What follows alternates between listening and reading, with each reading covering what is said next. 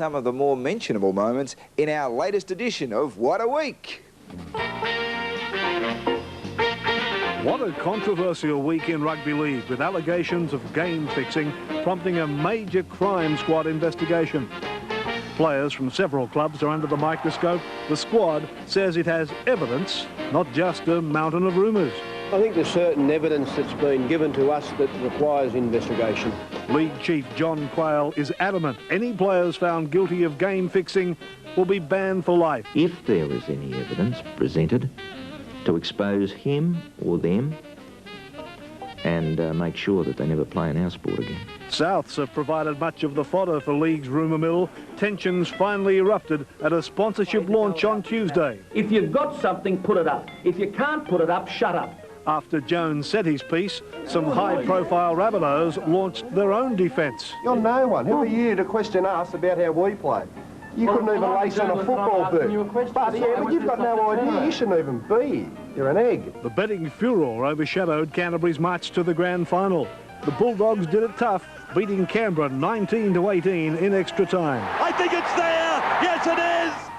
In AFL, feathers flew at the Adelaide Crows headquarters with the sacking of coach Graham Corns. He's been dumped after a dismal season, which ended with the Crows slumped in 11th place. Well, I don't say I can agree with the decision, and I don't feel good about it, but it is their right as an employer, and that's what I've always been. I've been an employee of this club. It's their right as an employer to make that decision. Now, I can't beat them around the head.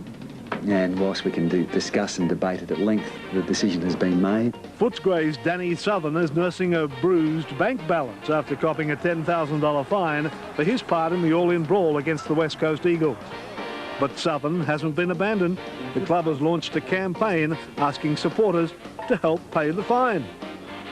Australia's swimmers arrived home this week after a marathon campaign in Canada and Rome.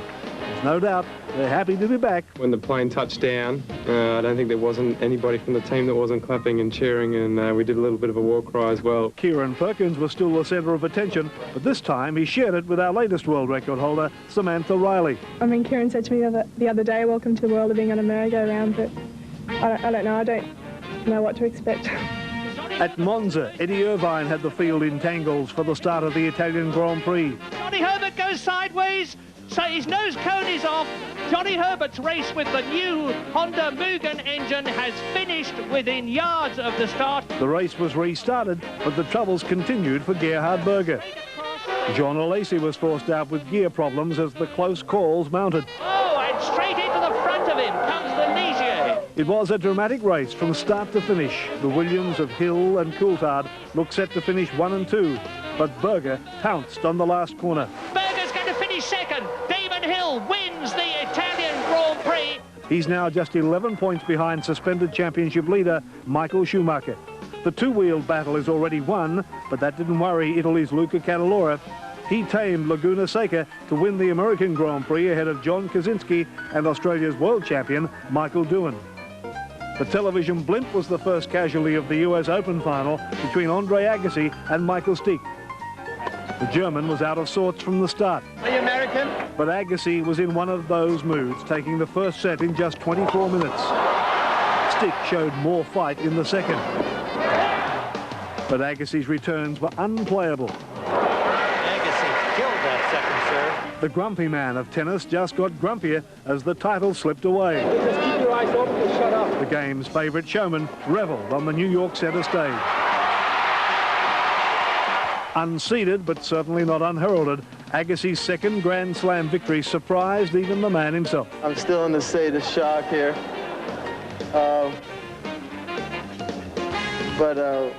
Wow. The women's final shaped as another Steffi Graf demolition. Arantxa Sanchez Vicario was a set down after just 22 minutes. But the Spaniard broke early in the second and capitalised as Graf struggled with an injured back.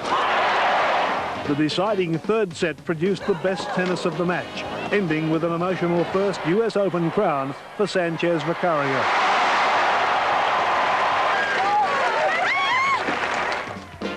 It was a sad week for baseball fans with the cancellation of the 1994 season.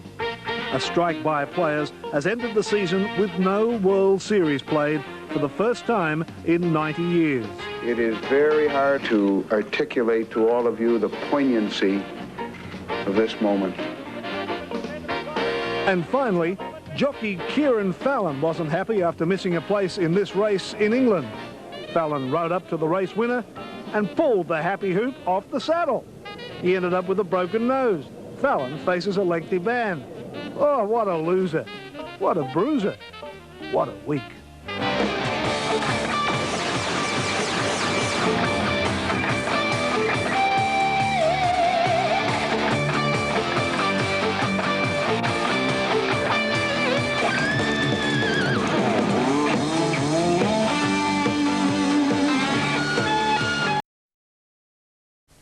Wednesday,